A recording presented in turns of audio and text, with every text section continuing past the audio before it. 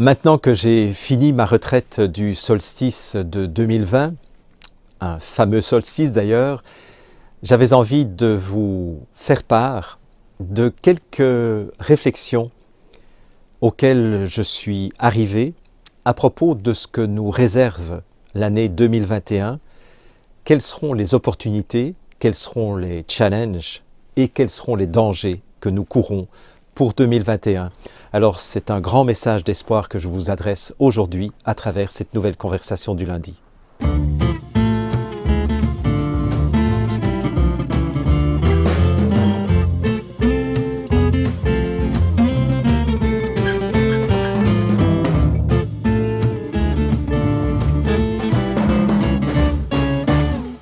Bonjour et bienvenue dans cette nouvelle conversation du lundi, la conversation numéro 72 du 11 janvier 2021. Eh bien, ça y est, je suis de retour cette fois-ci et c'est un grand plaisir, c'est un honneur aussi, c'est un privilège de continuer à cheminer avec vous de lundi en lundi, mais aussi de jeudi en jeudi et puis je vais bientôt reprendre les sessions de syntonisation. Ce sont des choses que je n'ai pas oubliées et que je tiens à continuer à animer. Et donc, comme vous le savez, ça fait plus de 25 ans maintenant que j'ai l'habitude de faire une retraite autour du solstice d'hiver. Donc cette année, ma retraite a été un petit peu décalée. Mais j'ai quand même fait cette retraite, j'ai quand même fait mon bilan. Il y en a beaucoup parmi vous qui se demandent oui, mais c'est quoi cette retraite? Parce que vous ne me connaissez que depuis le mois de février, donc je n'ai jamais eu l'occasion de vous en parler 2 minutes. Mais pour moi, la retraite du solstice d'hiver, c'est une occasion de faire un regard en arrière des 12 mois qui viennent de s'écouler depuis le solstice précédent et de faire le bilan des actions et des vécus, des expériences que j'ai traversées sur tous les plans de mon existence. Donc, que ce soit le plan matériel, le plan de ma santé physique, le plan de ma sexualité, le plan de mes relations interpersonnelles, le plan de mes amours, le plan de mes relations familiales, le plan de ma créativité, le plan de mes intuitions, le plan de mes engagements sociaux, le plan de ma spiritualité, de ma vie intérieure.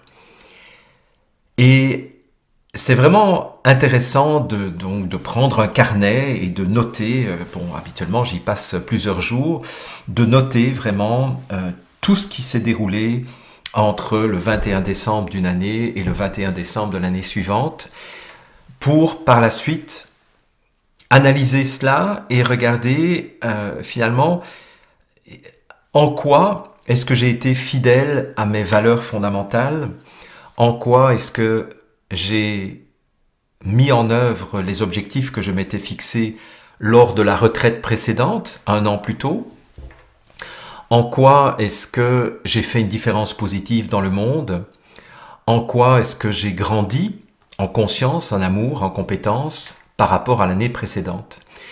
Et je dirais que c'est vraiment cette pratique de la retraite annuelle qui me permet de rester d'année en année toujours sur cette direction que j'ai choisi de suivre au moment où j'ai compris quelle était ma mission de vie à l'âge de 28 ans. Et pour moi, c'est la chose la plus importante que j'accomplis chaque année, c'est de faire le bilan de mon année.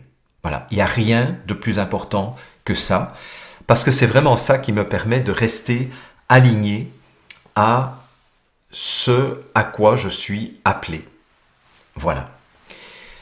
Et pourquoi je vous parle de cela? C'est parce que, à l'occasion de cette retraite, je me suis rendu compte que cette année 2021 qui s'ouvre devant nous va être une année de grandes opportunités, mais ça va être aussi l'année de tous les dangers de dérapage. C'est pour ça que je vous parlais d'alignement à l'instant. C'est que si on regarde sur le plan astrologique, mais si on regarde aussi tout simplement sur le plan géopolitique, et sur le plan tout simplement de l'observation des processus qui sont en train de se mettre en place, eh bien, un certain nombre de pièges sont en train de se refermer sur nous. Et je dirais que c'est à la fois un énorme danger et à la fois une énorme opportunité. Et en préparant cette conversation du lundi de ce 11 janvier, j'ai repensé à une des choses qui nous avait été racontée en deuxième année d'université lorsque j'étudiais la physique. Un de nos professeurs nous a révélé à un moment donné, dans son cours de cristallographie, alors le cours de cristallographie, comme son nom l'indique, c'est que on étudie la structure cristalline des métaux, mais pas seulement des métaux, des semi-conducteurs, en tout cas de toutes les structures rigides que l'on peut étudier en physique et en chimie.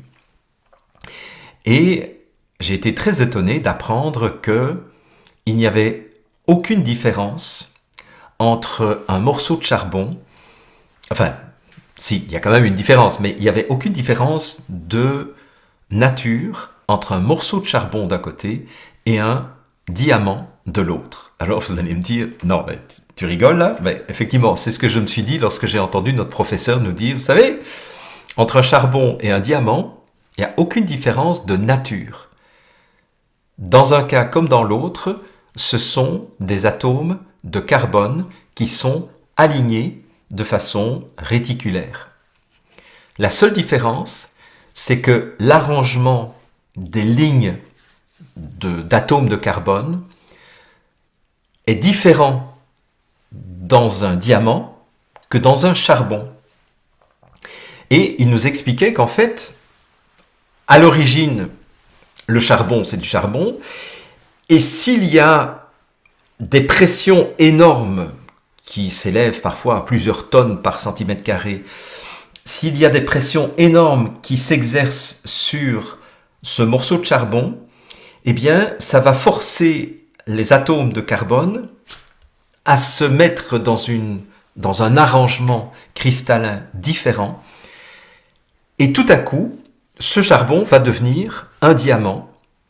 Et là où, dans une première disposition, le charbon ne laisse absolument pas passer la lumière, d'ailleurs il est noir, donc il absorbe toute la lumière, mais il ne la laisse absolument pas traverser, et bien tout à coup, avec les mêmes atomes, avec le même contenu, on en arrive à faire quelque chose qui est tout à fait magnifique et qui laisse passer la lumière, qui ne fait plus obstacle à la lumière. Et en repensant à cet exemple un peu anecdotique, je me suis dit, en fait, c'est ça qui est en train de se passer au niveau de l'humanité. Vous savez, ça fait quand même plus de 200 ans que l'humanité a commencé à déraper et à perdre de façon de plus en plus claire sa connexion avec notre nature divine, avec notre nature spirituelle. Et comme nous le disait Teilhard de Chardin, nous ne sommes pas des êtres de chair qui faisons une expérience spirituelle, mais nous sommes des êtres spirituels qui faisons une expérience d'incarnation. Et ça, c'est quelque chose que nous avons oublié de plus en plus à la faveur du développement des sciences technocratiques, mais aussi à la faveur du développement d'un pouvoir de plus en plus grand, d'une minorité de plus en plus petite de personnes qui essayent de prendre le contrôle sur la planète. Et donc ça fait 200 ans que l'humanité dans son ensemble, que les hommes et les femmes de bonne volonté ont perdu cette connexion de plus en plus à leur nature divine.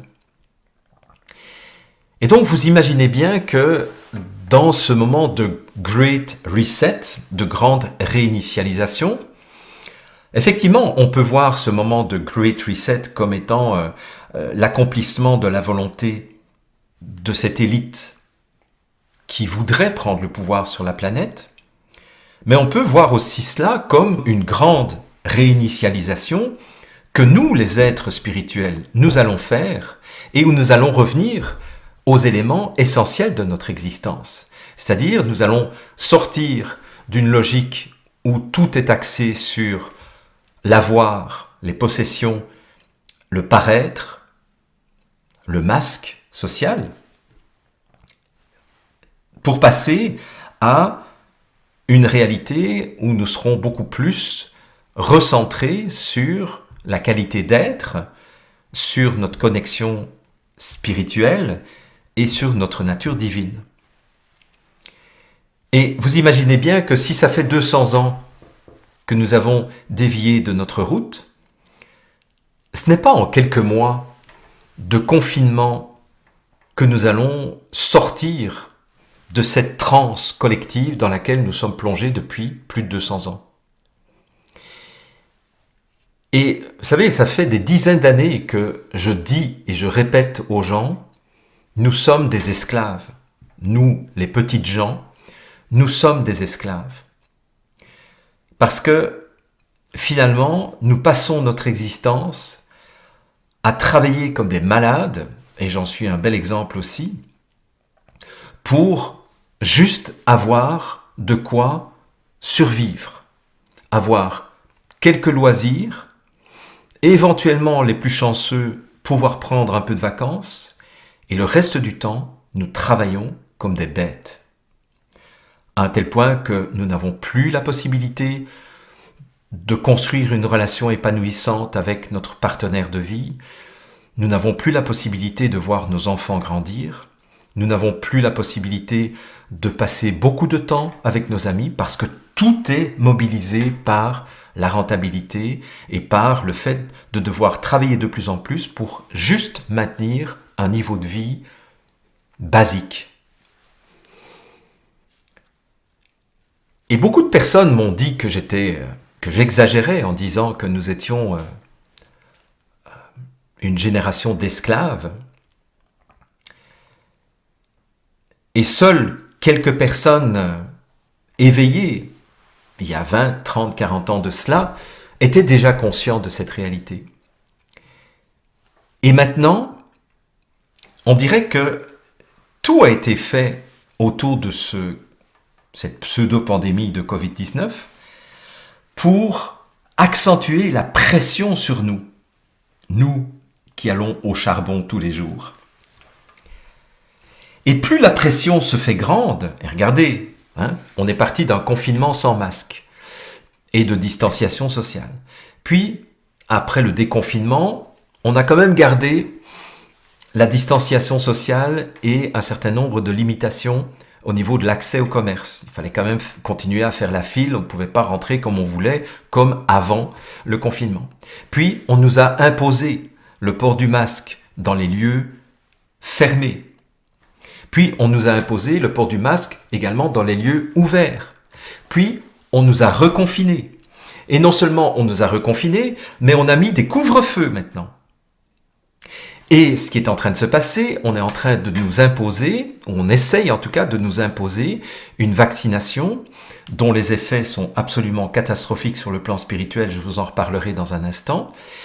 Et on est en train de nous annoncer petit à petit, on ne le dit pas encore trop fort, mais que si nous voulons avoir à nouveau accès à un certain nombre de services, si nous voulons à nouveau pouvoir voyager, etc., eh bien, il va falloir qu'on accepte la vaccination pour avoir un carnet de vaccination, un passeport sanitaire, un passeport vaccinal en ordre, sinon nous ne pourrons plus jamais prendre l'avion de notre vie et peut-être nous ne pourrons plus aller dans un cinéma, dans une salle de spectacle, etc. Et pendant ce temps-là, une bonne partie de l'économie basée sur les petites et moyennes entreprises et basée sur les professions libérales, est en train de s'effondrer.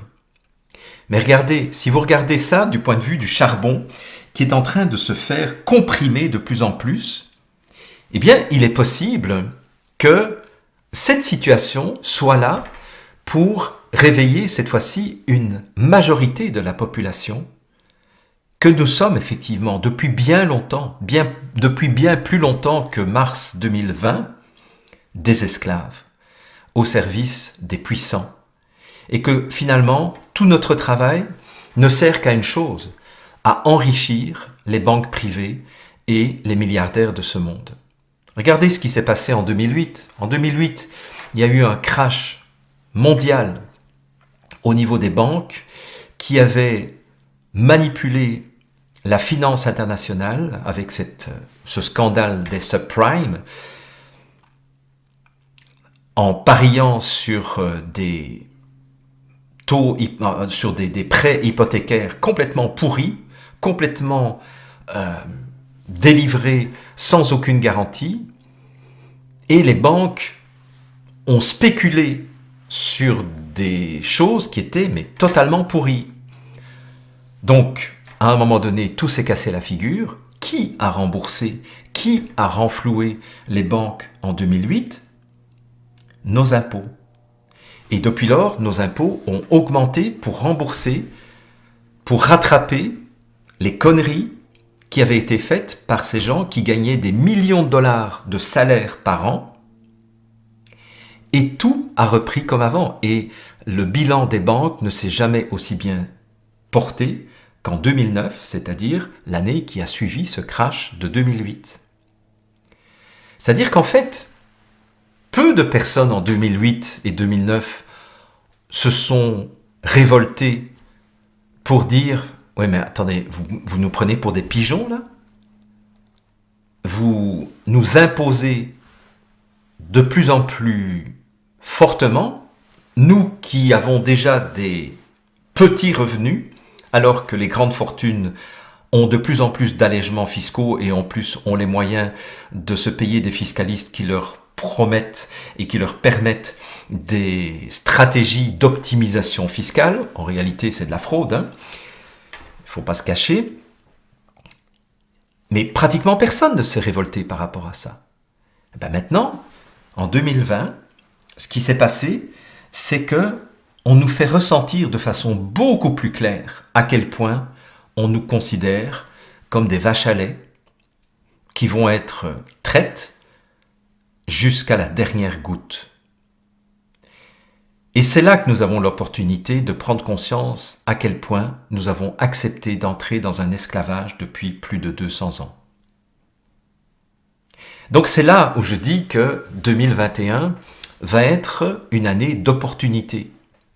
Et en même temps de danger, parce que si nous laissons faire les choses sans réagir, sans dire stop, sans nous opposer, sans désobéir, c'est clair que c'est même pas des diamants que nous allons devenir. Nous allons devenir de la poussière de charbon. C'est là où nous allons devoir nous-mêmes opposer une résistance sur le plan spirituel pour que ces pressions extérieures contribuent à ce que nous devenons, chacun et chacune, de véritables diamants. Et pour moi, c'est ça qui va se passer en 2021. C'est ça, ce sont ça les challenges qui vont nous être présentés. C'est, est-ce que nous allons avoir suffisamment de résistance spirituelle, psychologique à l'intérieur de nous pour que ces pressions qui vont encore augmenter, c'est pas fini là, contribuent à ce que nous devenions des diamants. Mais une fois que nous serons devenus des diamants, nous deviendrons incassables. Nous deviendrons inaltérables. Mais cette résistance sur le plan psychologique et spirituel ne veut pas dire que nous allons devenir violents. C'est-à-dire on peut, je vous ai dit depuis le mois de mars, depuis le mois d'avril 2020, j'ai toujours appelé à la désobéissance civile non violente.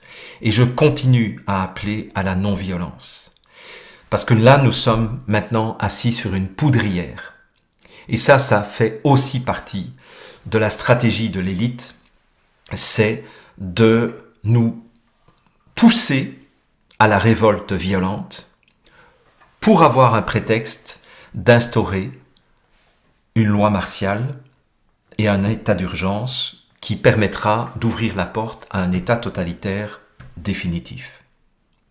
Donc c'est là où un des dangers, ce serait de tomber dans la violence et, je vous en conjure, résistez intérieurement, n'acceptez plus rien de ce qui vous est imposé, mais ne tombez pas dans la violence ni la violence verbale, ni la violence physique.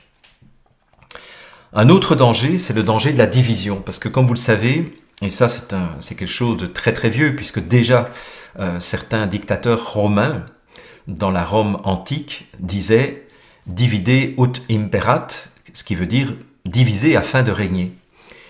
Et effectivement, toute l'ingénierie sociale qui a été mise en œuvre en 2020 a été d'un raffinement spectaculaire qui nous a amenés à être précipités dans une situation où les anti-masques, enfin ceux qui ont été qualifiés d'anti-masques, ont été opposés aux pro-masques, que les conspirationnistes ont été opposés à ceux qui s'abreuvaient des discours des médias mainstream, où les médecins dissidents ont été mis en opposition aux médecins des plateaux de télévision qui étaient pollués par des conflits d'intérêts, mais dont on ne parlait jamais, bien entendu. Des conflits d'intérêts, je veux dire. On nous a mis aussi dans une opposition entre les clients et les commerçants, où les clients râlent sur les commerçants râlent sur les clients, etc. Et je pourrais multiplier les exemples. Et c'est là où nous devons sortir de ce danger de la division. Il y a quelques jours, à la suite d'une suggestion d'une de mes amies, j'ai revu les 4 films de Hunger Games. Alors, ce qui est intéressant dans cette trilogie, qui est développée sur 4 films, c'est qu'on nous raconte tout au début, c'est qu'il y a à peu près 75 ans, il y a eu des révoltes extrêmement violentes de la population contre l'élite qui vit dans une mégalopole, je dirais, qui sont les riches, les privilégiés, et puis il y a eu toute une révolte des esclaves, des moins que rien, qui travaillaient au service des riches et des privilégiés de la mégalopole. Et donc ces révoltes ont été réprimées extrêmement violemment, extrêmement durement, dans le sang, et une fois que la révolte a été matée, un peu de la même façon qu'on a maté la révolte des Gilets jaunes, eh bien, ce qui a été mis en place, c'est 12 districts spécialisés dans 12 activités qui sont toutes dédiées à fournir l'essentiel de ce dont la mégalopole a besoin pour continuer à vivre dans cette vie de loisirs, de divertissement et de luxure. Et une fois par an, on choisit au hasard un homme et une femme de plus de 12 ans pour se battre dans des jeux, un peu comme à l'époque des gladiateurs. Donc il y a 24 personnes, il y a 12 femmes et 12 hommes qui vont être confinés dans un lieu particulier où ils vont devoir se battre pour leur survie. Et donc ils vont devoir tuer tout le monde sauf une personne. Et le survivant de ces 24 protagonistes deviendra le héros qui symbolise le fait que grâce à ces jeux, les Hunger Games, donc les jeux de la faim, grâce à ce héros et grâce à ces jeux, la paix est revenue depuis 75 ans. Donc c'est un peu ça, la trame de l'histoire. Et ce qui est intéressant, c'est que dans le deuxième volet de la trilogie, à un moment donné, ces gladiateurs, ces 24 personnes, se rendent compte que, en fait, c'est pas entre eux qu'ils doivent se battre, mais ils doivent se battre ensemble contre leur ennemi commun. Et c'est là que tout le film bascule, évidemment. Et donc, à plusieurs reprises dans ce deuxième film, il est dit, mais souvenez-vous de qui est votre vrai ennemi. Et j'espère que vraiment 2021 sera l'opportunité pour nous réconcilier entre pro-masque et anti-masque, et que nous allons ensemble nous tourner vers ceux qui ont décidé notre destruction systématique. Ce sont eux nos ennemis. Nous ne sommes pas les ennemis les uns des autres. Et donc il ne faudrait pas tomber dans ce piège grossier de continuer à se taper sur la gueule entre conspirationnistes et bien-pensants, pro-masque et anti-masque, pro-vaccin et anti-vaccin.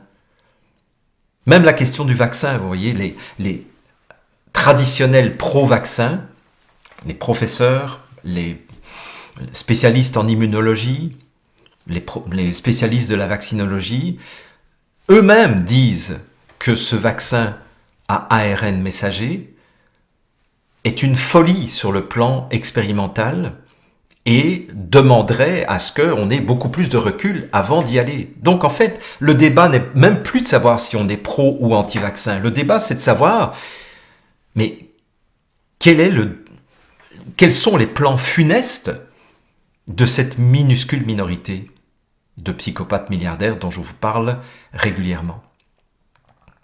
Un autre danger encore, ça va être le danger de laisser tomber, de s'effondrer intérieurement, de dire je n'ai plus la force de combattre et d'en arriver à s'autodétruire d'une manière ou d'une autre. Alors il y a plein de façons de s'autodétruire. Je dirais la forme la plus grave de l'autodestruction, ce serait le suicide, mais il y a d'autres formes d'autodestruction comme l'alcoolisme, comme la violence à l'égard de ses proches. Ça peut être aussi l'abandon de se vautrer devant son téléviseur et de commencer à s'abreuver de tous les programmes débilitants des télévisions. C'est toute une série de formes de dégradation dans lesquelles il ne faudrait pas tomber, parce que ce qui nous est demandé, c'est justement de résister intérieurement pour devenir un diamant. Donc ça aussi, et c'est la raison pour laquelle je vais continuer à être à vos côtés, c'est pour vous encourager, pour vous rappeler à quel point il est important que nous tenions debout, même si les mesures deviennent encore plus coercitives, ce qu'elles seront. Même si les mesures sont de plus en plus drastiques, ce qu'elles seront. Mais notre responsabilité maintenant, c'est de résister. Et c'est d'être à la fois des méditants et des militants. Des méditants, c'est-à-dire de créer ou d'entretenir ou de renforcer notre verticalité, notre connexion verticale. D'aller renforcer notre ancrage au cœur de la Terre et notre ancrage au cœur de l'univers. D'avoir donc cette épée de lumière qui nous traverse, cet axe de lumière qui va nous traverser, et auquel nous laisserons de plus en plus de place, parce qu'en étant de plus en plus des diamants, nous allons laisser passer de plus en plus la lumière à travers nous. Ça, c'est notre responsabilité de méditant. Notre responsabilité de militant, c'est de continuer à participer à des actions de désobéissance civile non violente. C'est de continuer à informer notre entourage malgré les oppositions, malgré les quolibets, malgré les critiques, les railleries et toutes ces autres choses. Donc nous allons continuer le combat. Et entre cette posture de méditant et la posture de militant, il va y avoir une troisième voie, la voie du milieu, qui sera de préparer dès maintenant la reconstruction d'un nouveau monde, de se préparer à être les bâtisseurs d'un nouveau monde, à être les réenchanteurs d'un nouveau monde. Donc en fait, nous allons avoir 3 missions chacun et chacune. Méditer, militer et préparer le réenchantement du monde. C'est, à mon sens, et en tout cas c'est ce qui est sorti de ma retraite, c'est à mon sens ce qui va nous être demandé en 2021. Alors, dans quelques jours, je vous donnerai plein d'informations sur le plan concret au sein de ma chaîne privée, parce que j'ai plein de projets sur le plan personnel et sur le plan collectif, mais j'ai aussi enfin des outils à vous proposer qui sera d'une part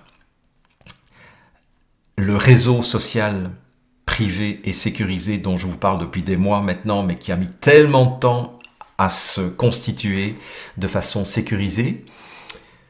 Il va y avoir ma chaîne vidéo qui va être totalement refondue par rapport à ce que j'avais essayé de mettre en place au mois d'août. Il va y avoir des publications, il va y avoir la sortie de nouveaux documentaires, etc. Donc vous allez voir qu'il va y avoir plein de choses qui seront mises à votre disposition pour que vous puissiez avancer dans cette démarche de méditant, de militant et de bâtisseur d'un nouveau monde. Voilà ce que j'avais envie de vous partager aujourd'hui et j'espère vraiment que cette vidéo va vous inspirer, va vous donner du courage au cœur et que nous serons de plus en plus nombreux à cheminer pour que la lumière ne rencontre plus d'obstacles sur son chemin.